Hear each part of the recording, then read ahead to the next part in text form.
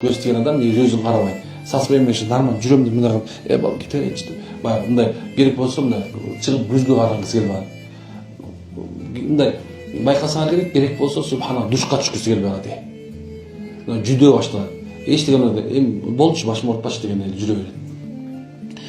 Маанайдың тұрғысыздығы, настроениясы 2 секунд өзгеріп тұрады. Bir қараса күліп тұр, бір қарасаң илап қойшы мүмкін. Илап, күліп, илап, күле береді. Бұл өтінше субхана жаңағыдай аялдарға тиешелі болады. Еркектер болса ызырынып баштайды бір нәрсе болса да. Bir нәрсе жақпай қалса да болды. Мында қыршыған қармай, сөгіп, сағып, бір нәрсе тебиіп, жоғысы керек машинада айдап бара жатқан бар, папылдап беріп қойған шығар. Мындай қарап қойсын, көз тиіп қалып қойсын. Болды. Бердік жа, түсінікті болды. Ештеңе болған жоқ. Светофор жаңа жашыл күйінде бар, сары жаңадан өшейінде бар. Мында маркетинг болады да. Именно уже попало да, жүрші. Анам bir жаққа шаша береді аларчы. Даймен шаша көз тиген адам шаша береді. Қайаққа шашып баратқан өздері білмейді да. Мен атам айтқандай, рульге отырып тұр, ана қайаққа қарап жүреді да.